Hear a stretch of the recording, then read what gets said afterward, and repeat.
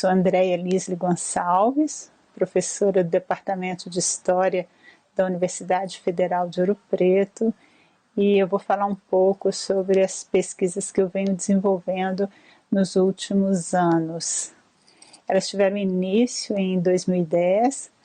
um pós-doutorado que eu fiz na Faculdade de Direito da Universidade Nova de Lisboa, sob a supervisão do professor Antônio Manuel Espanha. O projeto inicial ele previa um estudo comparado entre as mobilizações populares sob lideranças conservadoras, no caso do Brasil no período regencial e em Portugal sob o reinado de Dom Miguel entre 1828 e 1834. Eu gosto de falar de que o projeto ia numa direção e que a pesquisa tomou rumos imprevistos, principalmente os meus alunos,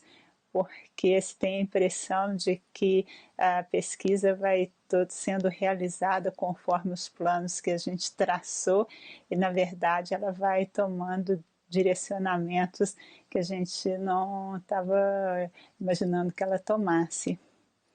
E quando então eu comecei a pesquisar, principalmente no Arquivo Nacional da Torre do Tombo, eu tomei conhecimento dos processos políticos do reinado de Dom Miguel, porque todos sabem, né, o reinado de Dom Miguel foi um regime autoritário, ele próprio se intitulava, ele deu um golpe de Estado em 1828, ele foi então aclamado rei pelas cortes tradicionais portuguesas e instalou, porque não tinha legitimidade, um regime de terror que resultou em milhares de prisões e uns tantos processos políticos. Nem todos os presos foram processados muito, ficaram na cadeia durante todo o reinado, sem sequer terem a culpa constituída. E nesse conjunto de processados políticos, eu encontrei um número razoável de brasileiros. Então, aí a gente nota a mudança no perfil da pesquisa. Eu fui para pesquisar a contra-revolução, né, o que seria a contra-revolução, e acabei estudando o outro lado, que é o lado liberal, aqueles que resistiram ao regime autoritário de Dom Miguel. E a princípio foi uma surpresa encontrar brasileiros resistindo e que foram acusados de liberalismo, de serem liberais, né, de conspirarem contra o rei. São em torno de 24 brasileiros. Os dados são imprecisos porque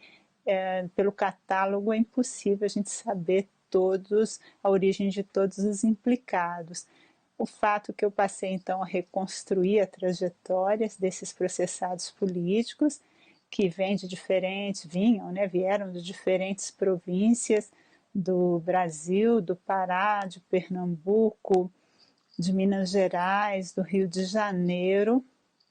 e que foram implicados politicamente. O primeiro deles foi um que eu trabalhei, né, o Luciano Augusto, um homem preto criado de servir,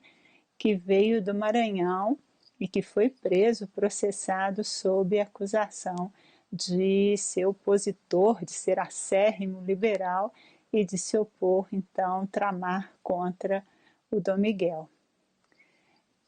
Eu fui percebendo, né, à medida que eu investigava nos arquivos, que havia militantes, a gente pode dizer assim, militantes liberais, de outras naturalidades ou de outras nacionalidades. Então eu passei a investigar os estrangeiros processados, então não mais só os brasileiros, né, que os brasileiros em certa medida fazia sentido, porque a gente estava há poucos anos da superação do Império Luso-Brasileiro, mas os estrangeiros também passaram a me intrigar. E eu me dediquei então ao estudo desses estrangeiros, o que ampliou bastante a pesquisa, que se estendeu para a Europa do Sul, e eu pude contribuir para os estudos da pujança do liberalismo nas primeiras décadas do século XIX na Europa do Sul, tendo sempre como referência Portugal e eventualmente a Espanha, porque na amostra de estrangeiros predominam os espanhóis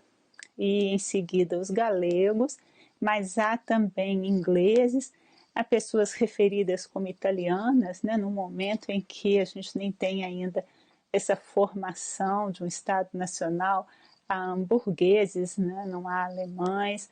Então havia uma verdadeira internacional liberal em oposição a Dom Miguel. Então, e aí uma pesquisa para a vida inteira, porque os processos são longos, né, boa parte deles, com muitos apensos, e que permite que a gente tenha uma visão dos exílios, né, que a gente tenha uma visão bem geral do que é